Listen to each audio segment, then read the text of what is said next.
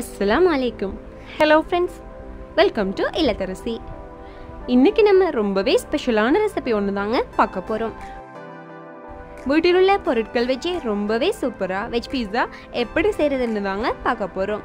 ரொம்பவே சுலபமாக ரிச்சான டேஸ்ட்டில் உங்கள் வீட்டில் உள்ளவங்களுக்கு ஸ்பெஷலாக குழந்தைங்களுக்கு எல்லோருமே விரும்பி சாப்பிட்ற மாதிரி இந்த வெஜ் பீஸா எப்படி செய்கிறதுன்னு பார்க்கலாம் வாங்க.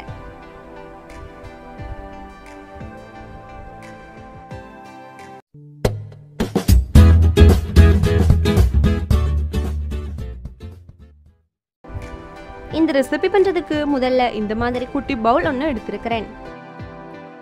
இப்போ இது கூட 2 டேபிள் ஸ்பூன் ஈஸ்ட் சேர்த்துக்கிறேன்.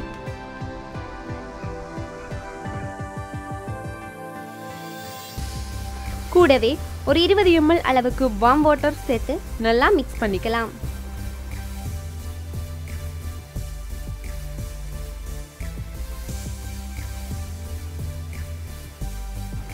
இந்த மாதிரி கரைச்சி விட்டுக்கோங்க.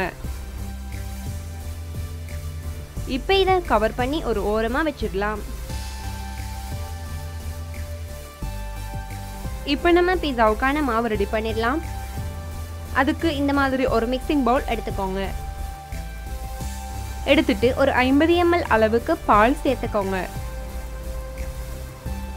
கூடவே 50 ml தேங்காய் எண்ணெய், நம்ம ரெடி பண்ணி வச்சிருக்கிற ஈஸ்ட்,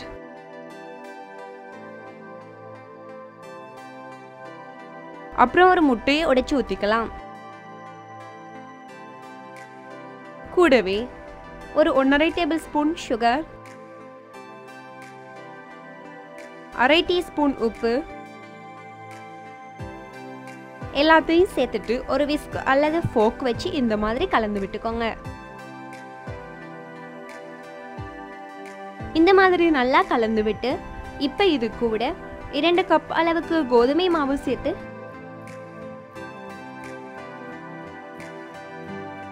நல்லா பிசைஞ்சு விட்டுக்கலாம்.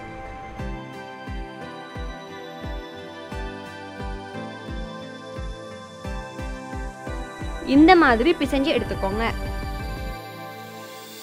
மாவு நல்லா உப்பி வரும்போது பாத்திரத்துல ஒட்டாம இருக்க கொஞ்சமா ஆயில் அப்ளை பண்ணிக்கலாம்.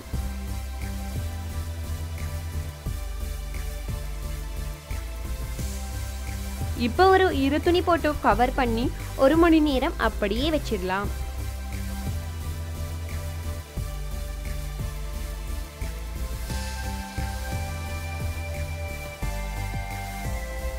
ஒரு மணி நேரம் கழிச்சு மாவு டபுள் சைஸ்ல உப்பி வந்திருக்கு. எவ்வளவு சாஃப்டா இருக்குன்னு நீங்களே பாருங்க.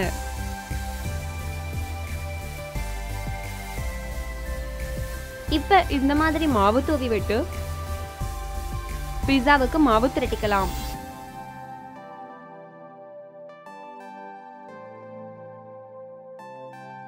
ரொம்ப நல்லா மாவு ரெடியாகி வந்திருக்கு.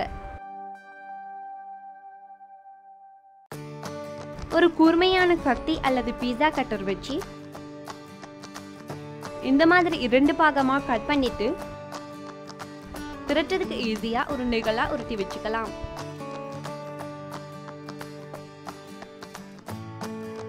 இப்ப நம்ம மாவு திரட்டிக்கலாம்.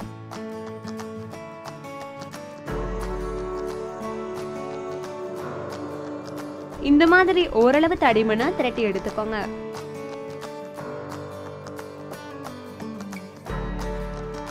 இப்ப இந்த மாதிரி மடிச்சு எடுத்துக்கலாம்.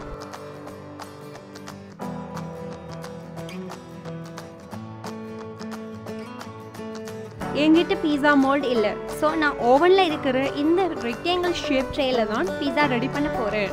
நீங்கள் எந்த ஷேப்பில் வேணும்னாலும் ரெடி பண்ணிக்கலாம்.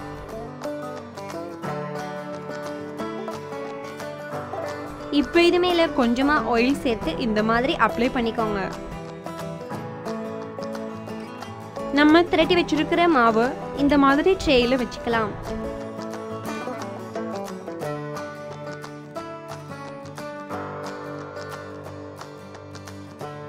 இந்த மாதிரி வச்சுட்டு ட்ரேயோட ஷேப்புக்கு ஏற்ற மாதிரி கட் பண்ணிக்கோங்க. நம்ம வீட்டில் உள்ளவங்களுக்கு கடைகளில் வேண்டி கொடுக்கறத விட வீட்டில் செய்து கொடுக்கறதுனாலே அது ஸ்பெஷல் தான். அதுலேயும் இந்த மாதிரி டிஃப்ரெண்டாக செய்து கொடுத்தா குழந்தைங்களும் ரொம்பவே விரும்பி சாப்பிடுவாங்க.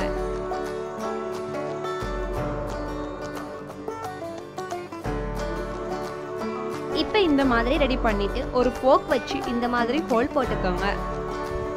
இந்த மாதிரி பண்ணலைன்னா நம்ம பேக் பண்ணும்போது நம்ம பீஸா பன் அல்லது பூரி மாதிரி உப்பி வந்துடும். ஸோ இந்த மாதிரி எல்லா இடமும் ஹோல் போட்டுக்கலாம்.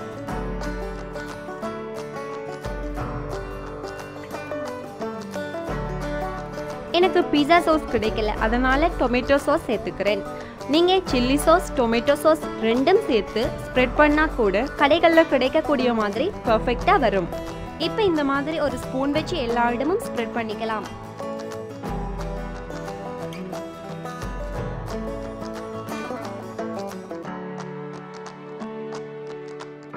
இப்போ இது மேலே mozzarella சீஸ் துருவி வச்சிருக்கிறேன். கொஞ்சமாக தூவி விட்டுக்கலாம்.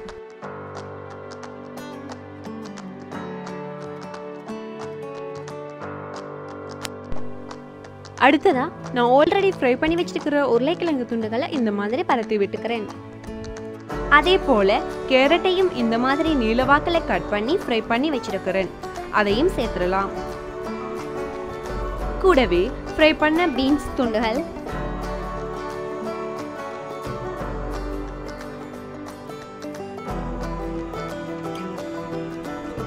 பொடி பொடியா கட் பண்ணி வச்சிருக்கிற லீக்ஸ் துண்டுகள்,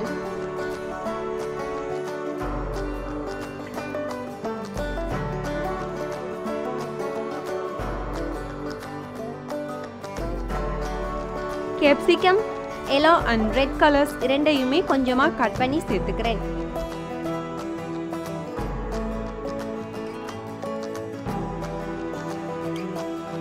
இது மேல கொஞ்சமா mozzarella சீஸ் துருவல்,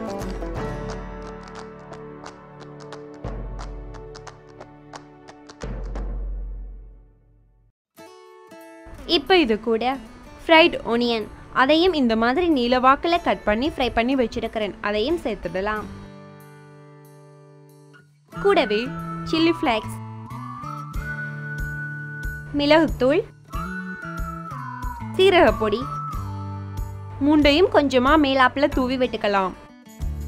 இது மேலேயும் கொஞ்சமா mozzarella சீஸ் துருவல் சேர்த்து பரத்தி விட்டுக்கோங்க. இப்போ இதை நம்ம அப்படியே பேக் பண்ண போறதில்ல, ஒரு அட்ராக்ஷனுக்காக இதை இன்னுமே அழகா ரெடி பண்ண போறோம். இதை ஒரு ஓரமா எடுத்து வச்சிடலாம். இப்போ மறுபடியும் கொஞ்சமா மாவு தூவி விட்டு நாம முதல்லயே கட் பண்ணி வச்சிருந்தோம் இல்லையா, அந்த மாவு எடுத்து மறுபடியும் 2 பாகமா கட் பண்ணி வச்சுட்டு திரட்டிக்கலாம். இந்த மாதிரி நீளவாக்கில் மாவு திரட்டிட்டு ஒரு கத்தி வச்சு இந்த மாதிரி சென்டர்ல இருந்து இடைவெளி விட்டு விட்டு இந்த மாதிரி கட் பண்ணிக்கோங்க. நெக்ஸ்ட் லைன் கட் பண்ணும்போது அந்த இடைவெளிகளுக்கு நடுவே கட் பண்ணிக்கணும்.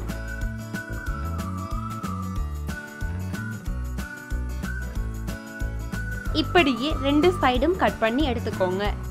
இப்படியே கட் பண்ணி எடுத்துக்கிட்டோம்னா இது ஒரு வலை போன்ற அமைப்புல நமக்கு கிடைக்கும். இதை இப்படியே கவனமா எடுத்து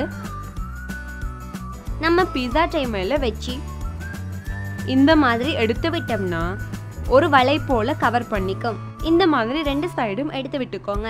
பார்க்கவே எவ்வளவு அழகா இருக்கு பாருங்க. இந்த மாதிரி எக்ஸஸா இருக்கிறத கட் பண்ணி விட்டுக்கோங்க. இப்போ ஃபோர்க் வச்சு இந்த மாதிரி ஷேப் பண்ணிக்கலாம். இப்போ நம்ம மிச்சமா இருக்கிற மாவை எடுத்து மறுபடியும் திரட்டிக்கலாம்.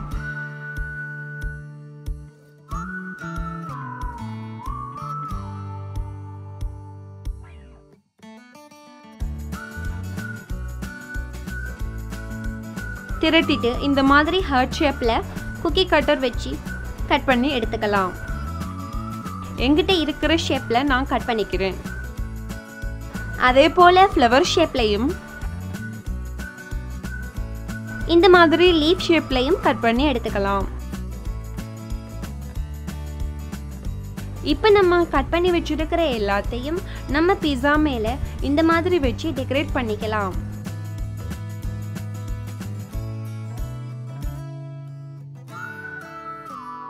இதை பார்க்குறவங்களுக்கு சாப்பிட இன்னும் ஆசையா இருக்கும்.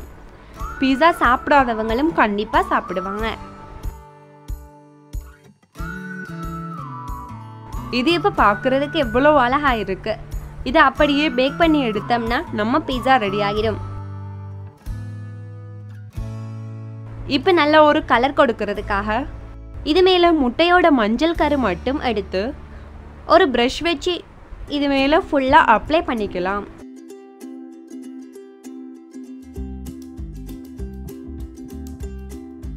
இது மேலே வாசனைக்காக நல்ல ஒரு ஃப்ளேவர் கொடுக்கறதுக்காக கொஞ்சமாக வெள்ளை எள்ளு தூவி விட்டுக்கலாம்.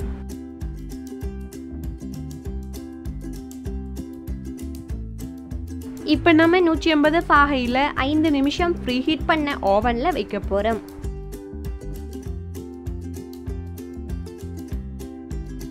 சரியா 200 பாகை செல்சியஸில் ஒரு 25லிருந்து 30 நிமிஷம் பேக் பண்ணி எடுத்துடலாம். இப்போ ரெடி ஆகிடுச்சு. சுட சுட கட் பண்ணி சர்வ் பண்ணிடலாம்.